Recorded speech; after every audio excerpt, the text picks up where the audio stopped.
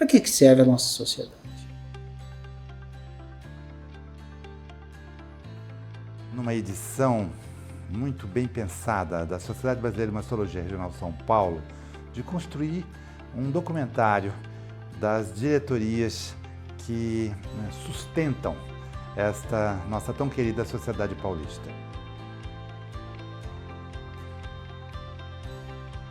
É uma história bonita, é uma história que tem um monte de nuance, um monte de, óbvio, altos e baixos e também de pequenos conflitos. Mas não se faz nada na vida se a gente não tiver oposição, não tiver vontade, né? Eu acho que quando se quer fazer coisa direitinho, se faz. Bom, eu sou Alfredo Barros, sou mastologista aqui na cidade de São Paulo e acompanhei o crescimento da Sociedade Brasileira de Mastologia Regional São Paulo desde o ano 1981.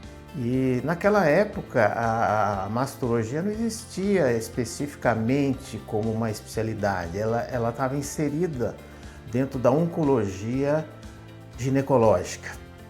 Era oncologia ginecológica e mamária, eram mais ou menos, as reuniões eram conjuntas.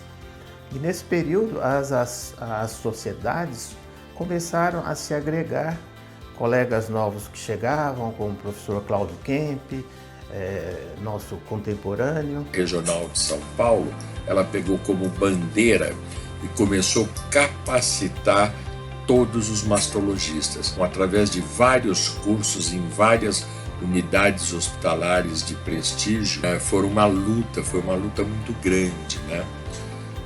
O professor Alfredo Barros, né?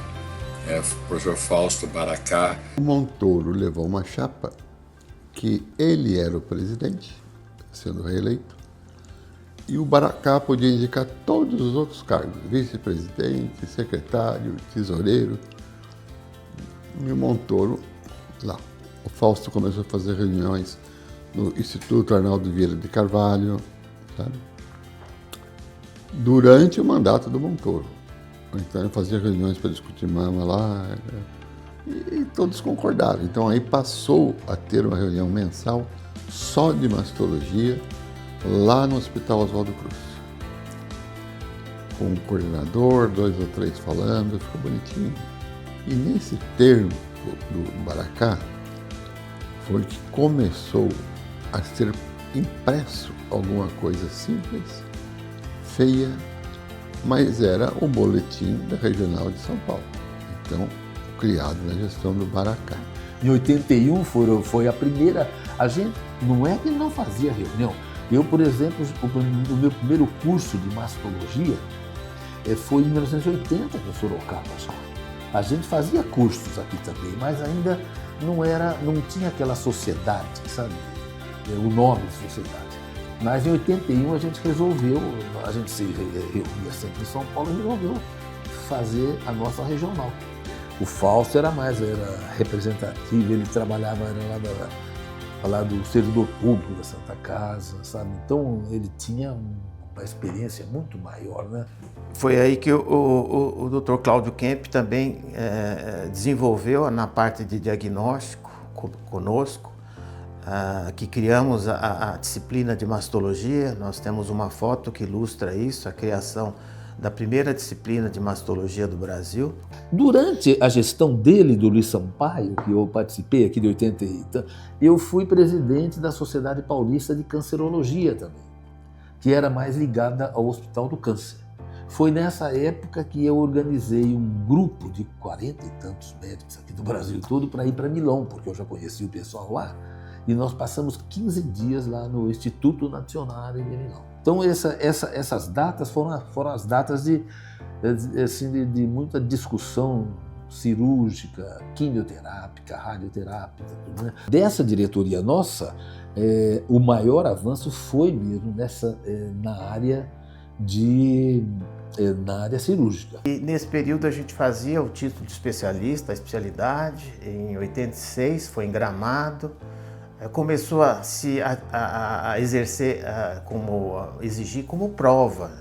O PET, ele lidava com diagnóstico. Ele era também radiologista na Beneficência Portuguesa. O PET, o Kemp, o professor Kemp, então eles criaram um núcleo de diagnóstico por imagem em mama. Era o Comitê de Diagnóstico e Mastologia. Meu nome é Edson Mantovani Barbosa.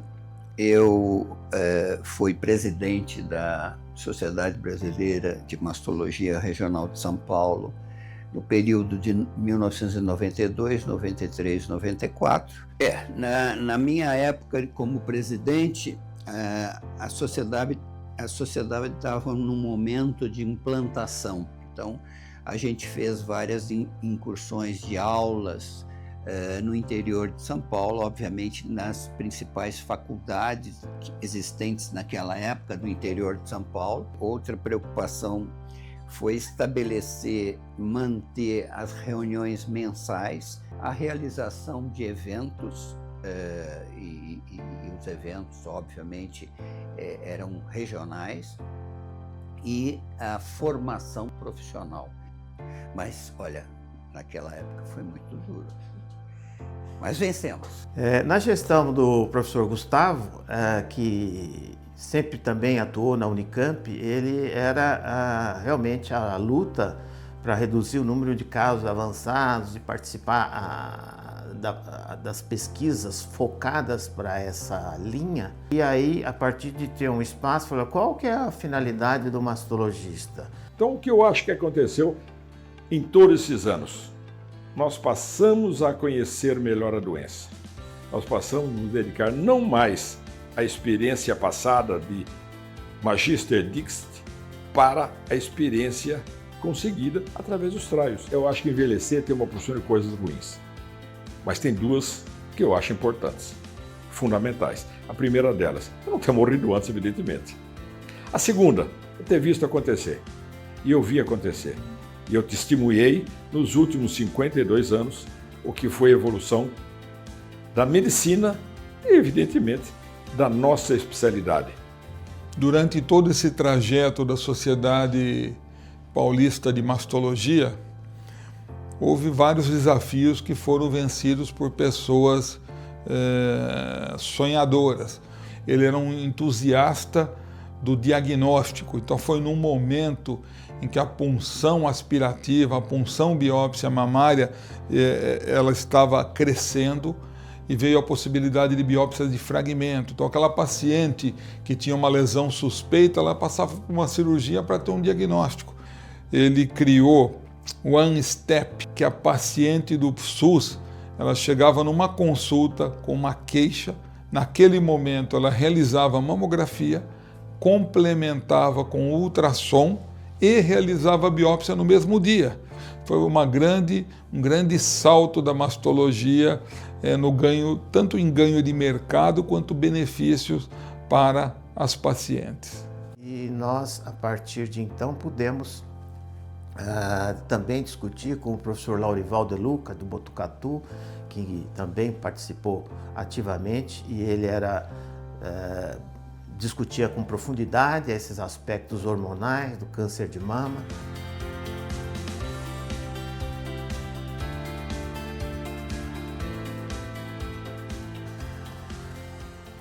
A evolução do conhecimento a partir da década de 80, ela foi muito grande, muito forte. E a nossa sociedade, dirigida por pessoas maravilhosas, plantaram, muito do caminho, pavimentaram muito do caminho que a gente veio a seguir a posteriori. Eu diria que foi um ponto de mudança naquele momento. Quem nos ajudou muito a inspirar também nessa questão societária foi o professor Alfredo Carlos Dornelles de Barros. E eu acredito que o marco mais importante de todos nós foi a primeira Jornada Paulista de Mastologia, que no nosso primeiro ano, isso em 2005, foi instaurada. Hoje ela já tem 20 anos, né, de jornada como um todo. É o principal evento do câncer de mama no Brasil e na América Latina. É um evento que congrega todas as faixas ou todas as especialidades. É um evento, via de regra, multiprofissional, médico, em que a gente traz as novidades do que é feito na mastologia em nível mundial para o nosso dia a dia, com discussões práticas, casos, e cada vez vem melhorando mais, né? Ano a ano, a nossa jornada paulista ela é cada vez mais pungente. O básico dessa vez, dessa época, principalmente eram as nossas reuniões mensais que ocorriam sempre na Associação Paulista de Medicina, e ao mesmo tempo começava a tomar fôlego, começar a tomar grande, um impacto importante as nossas jornadas. Jornada Paulista de Mastologia, que principalmente começou a se desenvolver na época do Ruiz, que começou a ficar de uma forma mais robusta. As ações principais nessa época, em 2008 e 2010, não existiam as reuniões de uma forma muito importante, de forma híbrida. Isso começou a acontecer por ocasião da epidemia da Covid. Então, o nosso foco sempre era fazer essas reuniões mensais na Associação Paulista de Medicina. Nós fazíamos também um boletim que era distribuído a todos os associados, e a gente trabalhava já em cima da Jornada Paulista de Mastologia, porque essa jornada acabou sendo uma referência para o país. Então foi isso, basicamente, na gestão da nossa época era isso. Então, reuniões mensais, o nosso boletim e o empenho, se trabalhar aquele ano inteiro para verificar quais vão ser os convidados, qual vai ser o tema. Mas durante o meu mandato como presidente, né, que foi de 2011 a 2013, foi que durante a minha gestão nós iniciamos os cursos do interior do estado de São Paulo. Tá? Então, esses cursos eram uma tentativa de você estimular que o conhecimento fosse para lugares no estado de São Paulo, onde as pessoas não tinham tanto acesso, né, ao evento que era em São Paulo, da Jornada Paulista de Mastologia. E nós levávamos, né, professores gabaritados para ter um corpo a corpo, né, com todo mundo que lidava com o problema da mama em todos os lugares do estado de São Paulo. Então nós mapeamos o estado de São Paulo, os problemas que os mastologistas enfrentam são diferentes de acordo com a cidade que você vive. Se eu hoje tivesse que escolher uma outra especialidade, eu não conseguiria fazer. Ou eu seria mastologista, ou eu seria um médico aposentado. E algumas coisas eu fiz para poder implementar essa sociedade. Primeiro, tentei tornar ela muito mais digital do que ela já era. Melhoramos a qualidade do site da Sociedade Brasileira de Mastologia. Outra coisa que nós fizemos que foi muito importante foi fazer as inscrições online, porque as inscrições não eram online, era algo muito complicado de se inscrever numa jornada. Você tinha que fazer tudo via papel, telefone. Então nós passamos a fazer essa inscrição toda via online.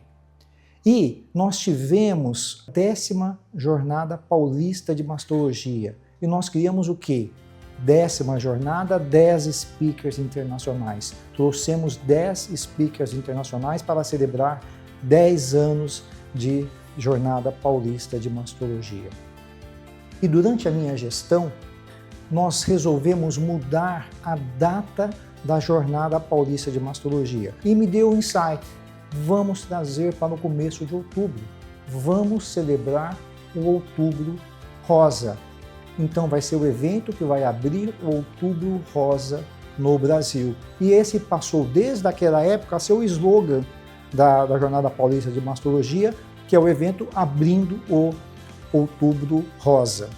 E durante a minha gestão, nós tivemos a oportunidade de fazer pela primeira vez a junção da Jornada Paulista de Mastologia com o Congresso Brasileiro de Mastologia. E isso foi uma grande sacada. Por quê? Porque foi o evento de maior público ever. A nossa diretoria foi bastante interessante porque ela foi produto de uma conversa de jovens médicos com os grandes mestres que nos antecederam. Eu acho que muito estimulado pela presença do Torresan e do Eduardo Pessoa, respectivamente Campinas e Botucatu, nascia forte na nossa diretoria a necessidade de nós interiorizarmos um evento da sociedade paulista, levando a divulgação do conhecimento, a divisão do conhecimento, a vida associativa, reunindo os médicos do interior de São Paulo. Eu não tenho dúvida que o interior do estado de São Paulo tem uma das melhores mastologias do Brasil. E nós merecíamos esse congresso do interior, que terminou agora, nos últimos anos de diretoria de Novita e de Eduardo Carvalho Pessoa, no CIMIP, no Simpósio Internacional de Mastologia do Interior de São Paulo. Na minha gestão, eu tive um desafio enorme, porque eu entrei em 2020, no dia 1º de janeiro, e daí começou no dia 27 de março a pandemia do Covid. A gente teve que cancelar o Congresso Brasileiro e a gente falou, não, a gente quer fazer alguma coisa, a gente não vai deixar isso em branco. Então a gente teve uma ideia que na época foi totalmente inovadora, que foi o seguinte, eu liguei para um amigo do Memorial, Sloan, lá de Nova York, falei, olha, eu preciso fazer uma parceria com vocês, eu queria professores dando aula online, mas todos do Memorial, e vocês têm uma sala de audiovisual que é excelente. Ele falou, claro. Então a gente tinha 12 ou 15 professores do Memorial. E a gente montou na Associação Paulista de Medicina, porque tinha aquelas questões do distanciamento, pouca gente e tal. Então a gente montou lá uma sala que pareciam várias cabines telefônicas, para quem é mais velho que nem eu vai lembrar, e tinham divisórias de acrílico. Então as pessoas que estavam dando aula estavam todas presentes, davam aula num púlpito olhando para a câmera. Então para quem assistia em casa ficou muito mais legal, ficou muito mais dinâmico, não era aquela coisa de ligar um aplicativo, aparecer a cara da pessoa, tudo, então teve uma baita aceitação. Em 2021, a gente inovou de novo, a gente fez o primeiro evento presencial. Eu olhava para a plateia assim, por um lado eu ficava feliz, por outro lado eu ficava triste, porque a Jornada Paulista a gente tem 1.500 pessoas e a gente conseguiu colocar 400 no auditório. Em 2022 a gente conseguiu fazer o evento com garbo e elegância. Como foi importante e está sendo gostoso eu trabalhar com os residentes. Então a gente tem feito eventos em que a gente tenta conhecer outros serviços do Brasil, convidá-los a participar de eventos online e com isso saber como é o dia a dia de cada instituição e fazer os mastologistas, que a gente brinca do núcleo jovem, participarem também, iniciarem a participação da sociedade. Né? Para que serve a nossa sociedade? Né? Eu acho que nós estamos numa fase de amadurecimento, nós estamos caminhando. Eu acho que a nossa sociedade inicialmente serviu para nos reunir, depois para continuar nos ensinando, e eu acho que hoje a gente já está avançando, que é além de continuar com a educação continuada, que além de ter a educação continuada, né, a gente já está começando a tentar abrir as nossas asas para ter alguma influência política. Nós criamos as comissões que não existiam, nós aprimoramos o Simpósio Internacional do Interior, que nasceu em Bauru. Um outro legado nosso foi juntar as ONGs. As ONGs nunca estiveram tão próximas da nossa sociedade quanto estão agora. O que fica de grande legado foi o trabalho fantástico das comissões que foram criadas. Essas comissões desenvolveram trabalhos importantes, não só no meio de educação médica continuada, mas como acesso de uma forma geral, né, através dos boletins, organizações não governamentais. A gente procurou esse acesso, disseminar não só o conhecimento para a população leiga, mas também, principalmente, disseminar o conhecimento para os mastologistas. O Eduardo criou as comissões e toda essa ideia de uma participação mais geral, também na parte de organização, um grupo muito unido e permitindo a participação de todos. Eu sinto que fez diferença também uma participação e um olhar feminino na diretoria. A gente acaba que tem uma maneira de trabalhar um pouco diferente. A gente está feliz e com muitos planos aí para continuar promovendo e melhorando tudo para os membros e associados. Então mantemos o nosso estímulo, a nossa alegria em estar participando e trabalhando por isso. Agora entrou mais uma mulher, que é a Renata Brondi, todo mundo trabalhando por um bem comum, né? É com grande honra, satisfação e entusiasmo que assumimos a gestão da Sociedade Brasileira de Mastologia Regional São Paulo 2026-2028. O trabalho realizado pelas gestões anteriores elevaram o padrão científico e institucional da nossa regional. Não poderia deixar de agradecer os presidentes e diretores que nos antecederam. Sem sombra de dúvidas, o trabalho deles fez com que a nossa regional atingisse esse patamar. Dessa forma, iremos seguir avançando. A atual gestão se propõe a manter o alto nível dos eventos já consagrados, como JPM, CINIP, reuniões científicas, programas de educação continuada, cursos de oncoplastia, mas não mediremos esforços para criar novas oportunidades para você associado, como, por exemplo, o primeiro curso teórico-prático de ultrassonografia e biópsias mamárias, parceria entre a Regional São Paulo e o Hospital das Clínicas da Faculdade de Medicina de Botucatu. Além disso, iremos cada vez mais inserir temas que julgamos de suma importância para o mastologista e que são pouco abordados nas nossas reuniões, nos nossos congressos, como a espiritualidade e os cuidados paliativos. Além disso, julgamos muito importante criar estratégias para levar ao poder público medidas que ajudem no diagnóstico precoce e diminuição do início do tratamento das pacientes acometidas por câncer de mama no Sistema Único de Saúde. Estratégia também da nossa gestão é aproximar cada vez mais o mastologista da população leiga, mostrar para essa população o que é a mastologia, o que faz o mastologista. Com a motivação da diretoria, engajamento das comissões e participação ativa dos colegas mastologistas das mais variadas cidades do nosso estado, conseguiremos sim alcançar nossos objetivos. Muito obrigado.